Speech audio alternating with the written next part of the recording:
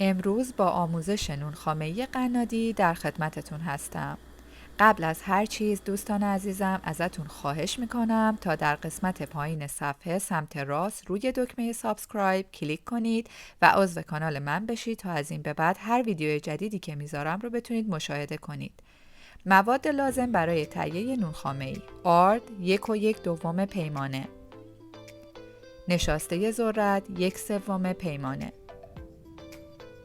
بیکینگ پودر 1 قاشق چایخوری، وانیل 1/8 قاشق چایخوری که من با هم مخلوط کردم،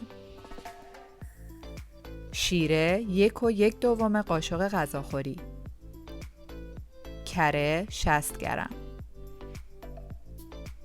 تخم مرغ 5 عدد،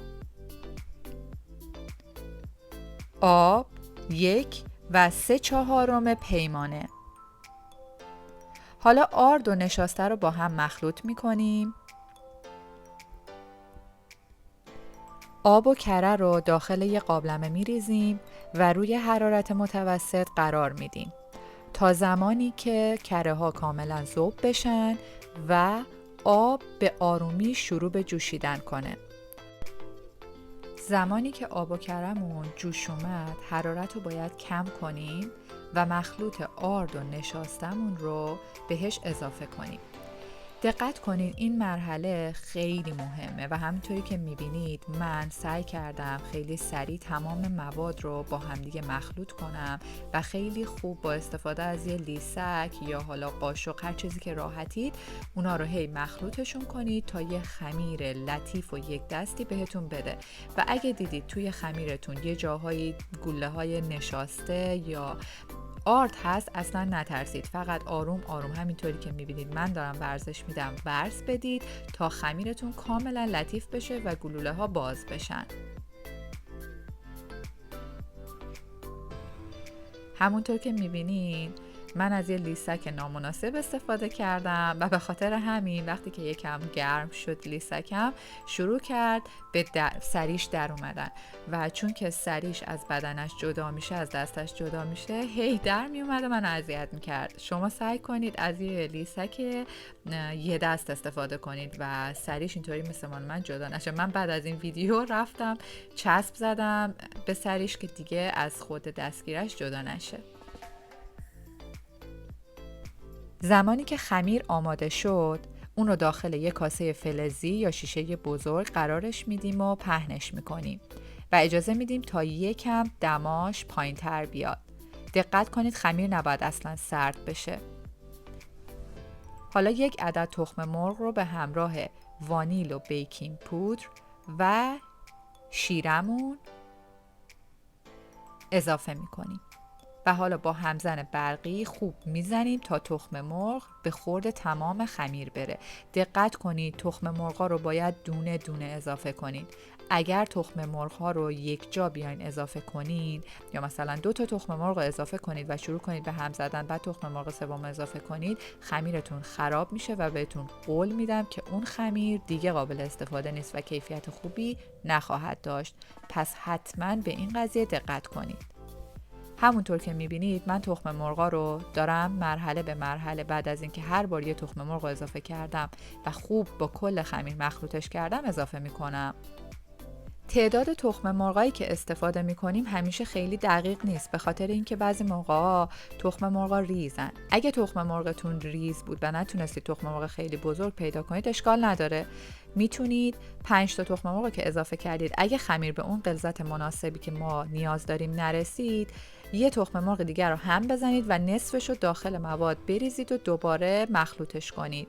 اگه غلظتش خوب بود که هیچی، اگه نبود اون نصفه دیگه هم رو اضافه کنید و هم بزنید. حالا کی خمیر ما آماده است؟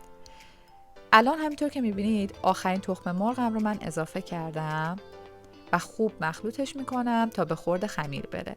زمانی که خمیر آماده میشه شروع میکنه سنگین شدن و دور پره همزنمون میپیچه. همینطوری که اینجا میبینید خمیر دور پره ها پیچید. پس الان خمیر ما آماده است و بهتون نشون میدم که غلظتش باید چجوری باشه. ببینید این شکلی دقیقاً این غلظتیه که ما بهش نیاز داریم. بعد از اینکه خمیرمون آماده شد و کاملا به غلظت مناسبمون رسید، نوبت میرسه به قیف و ماسوره مناسب.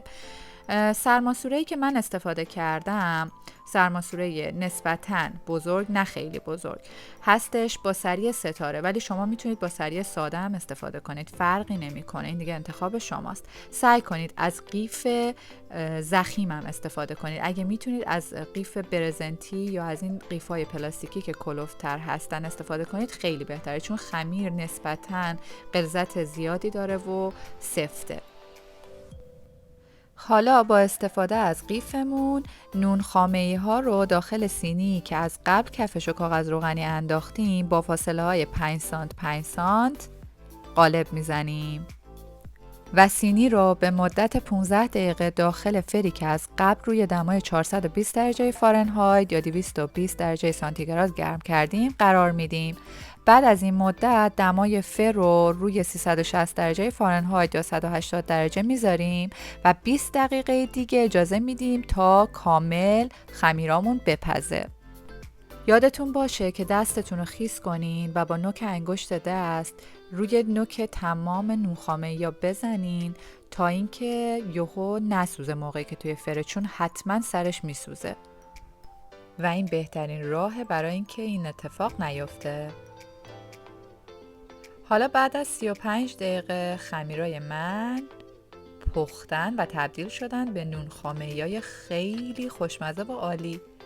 برش دادم تا ببینید داخلش چقدر خوبه.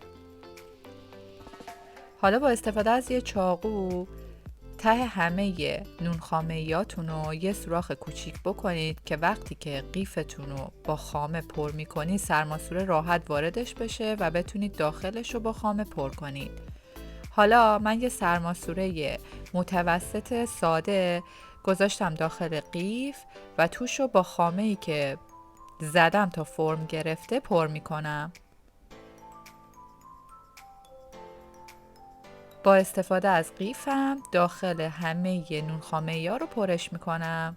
همینطور که میبینید با یکم فشار راحت سرماسوره به خاطر اون سوراخی که ایجاد کردید وارد اکلرا میشه و میتونید داخلش رو پر کنید.